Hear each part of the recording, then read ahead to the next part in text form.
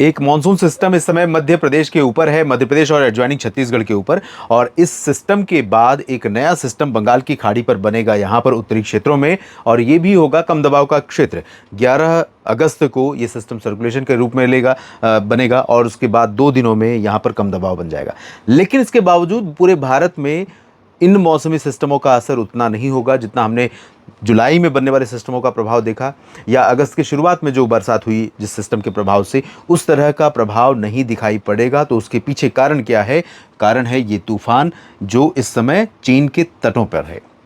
और ये तूफान ही नहीं बल्कि प्रशांत महासागर की बहुत बड़ी भूमिका है, और आने वाले समय में भी इन तूफानों की बड़ी भूमिका रहेगी भारत के मानसून को कमज़ोर करने के लिए। और ये सीधा सीधा एल नीनो का प्रभाव है। हम ये जानते हैं कि इंडियन ओशन डायपोल यानी हिंद महासागर के दक्षिण पश्चिमी क्षेत्रों पर तापमान अब बढ़ने लगा है। समुद्र की सतह का तापमान गर्म हो रहा है। इसका मतलब है कि आईओडी पॉजिटिव हो रहा है। आईओडी पॉजिटिव होने का मतलब है कि भारत के मानसून को सपोर्ट मिल रहा है। लेकिन ये नमी यहाँ रुक करके इस रीजन को बारिश न दे करके आगे की तरफ ज़्यादातर भाग रही है, अट्रैक्ट हो रही है इस तूफान के प्रभाव से। तो ये तूफान जो प्रशांत महासागर, मैं बार बार कहता हूँ कि प्रशांत महासागर से आमतौर पर हमें हर मानसून सीजन में ट्रेड विंड्स मिलती थी। इसके विपरीत हो रहा है कि जो यहाँ की एनर्जी है अरब सागर और बंगाल की खाड़ी की, उसको भी प्रशांत महासागर पर बनने वाले साइक्लोन, तूफान, ट्रॉपिकल स्टॉर्म ये अपनी तरफ अट्रैक्ट कर रहे हैं। परिणाम ये हो रहा है कि भारत के ऊपर कई जगहों पर स्कैंटी और वीक मॉनसून हमें दिखाई पड़ रहा है।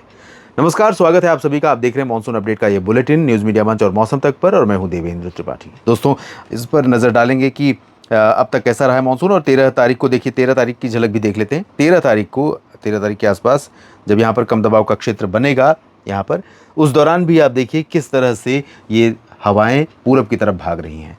तो जब तक ये हवाएं भारत की तरफ लौटेंगी नहीं, मानसून तरफ थोड़ा नीचे नहीं आएगी, तो मानसून कमज़ोर रहेगा। और अब ये लग रहा है कि 10-11 अगस्त के बाद से मानसून तरफ धीरे धीरे ऊपर की तरफ जाएगी, और ये सिस्टम भी ज़्यादा नीचे नहीं आ पाएगा, ऊपर की तरफ ही जाएगा।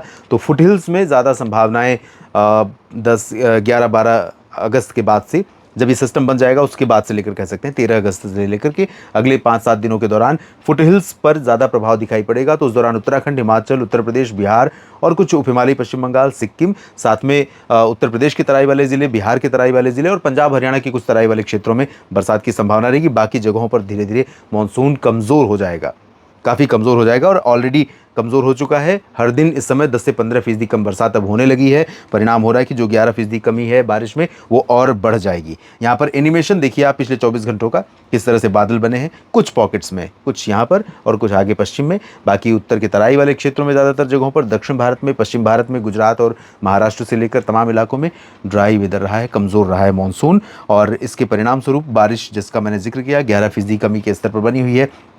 527 मिलीमीटर लगभग वर्षा होती है, 466 हुई है। और अब जल्दी ही ये 11 से 12, 12 से 13, मुझे लगता है कि 15 अगस्त तक 12-13% ये पहुंच जाएगा, 13% तो पहुंच जाएगा। और कमी वाले क्षेत्रों में आप देख सकते हैं, पश्चिमी जो घाट है कर्नाटक का, तटीय हिस्सा, केरल, लक्षद्वीप और आंध्र प्रदेश के पूरे रीजन, यहाँ पर कमी है। बाकी सभी जगहों पर सामान्य की तरफ पहुँच चुका है बारिश का आंकड़ा। पूर्वी राजस्थान में कमी है 21% की, और ये कल परसों में जो बारिश होने वाली है, आज जो संभावना है उस बारिश के चलते ये आंकड़ा हो सकता है कि 19 पर आ जाए। तो यहाँ पर भी जिस तरह से हरा रंग हो जाएगा।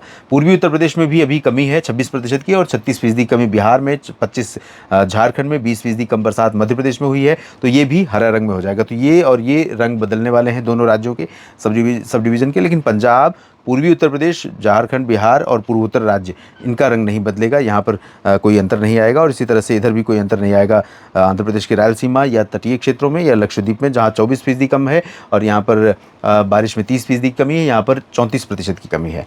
और साथ में पिछले 24 घंटों के जो बारिश के आंकड़े हैं 20 जगहों के देख लेते हैं। सिलचर में पिछले 24 घंटों में सबसे अधिक वर्षा रिकॉर्ड की गई, 79 mm 79 मिलीमीटर। कूच बिहार में, उप हिमालय पश्चिम बंगाल में 70 मिलीमीटर बारिश हुई। जलपाईगुड़ी में 65, 49 हुई है। टेडोंग में और आइजॉल में 48, 46 वलपराई में, दार्जिलिंग में 44, 43 हुई है गैंगटोक में, और संबलपुर में बारिश 36 मिलीमीटर हुई है। 34 मिलीमीटर वर्षा दर्ज की गई है लुमडिंग में, और 34 के साथ इधर 30 कोट्टायम में, पुनालुर में 29, यानी केरल में भी थोड़ी बहुत बरसात हुई है। चेन्नई में थोड़ी बारिश 28 मिलीमीटर की हुई है। अगर ये आंकड़े सही हैं मीनमबक्कम के तो 28 मिलीमीटर एक अच्छी बारिश चेन्नई में काफ़ी दिनों के बाद। पुदुचेरी में भी 28 मिलीमीटर वर्षा हुई है। होनावर कर्नाटक में 27 और कैलाशहर में भी 27, लिंगपुई में 27 मिलीमीटर, 26 मिलीमीटर हुई है गुवाहाटी में, तिरुवनंतपुरम में 25 और 22 निज़ामाबाद में दर्ज की गई है। इस अपडेट में अभी इतना ही। बने रहिए लगातार मेरे साथ मौसम तक और न्यूज़ मीडिया मंच पर। किसान साथियों और मित्रों, आपको लगातार अपडेट करता रहूंगा हर मॉनसूनी बदलावों और मौसमी परिवर्तनों के बारे में। इस चैनल को सब्सक्राइब करें। साथ ही मौसम तक यूट्यूब चैनल पर भी आप मुझे सब्सक्राइब कर सकते हैं और मौसम तक फेसबुक पेज पर फॉलो कर सकते हैं। आप सभी का बहुत बहुत धन्यवाद मेरे साथ जुड़ने के लिए, ये वीडियो देखने के लिए, और लाइक और शेयर करने की अपील के साथ आपसे निवेदन करूंगा कि कमेंट भी करिएगा इस वीडियो के बारे में अपनी राय और साथ में अपने क्षेत्र के मौसम के बारे में। धन्यवाद।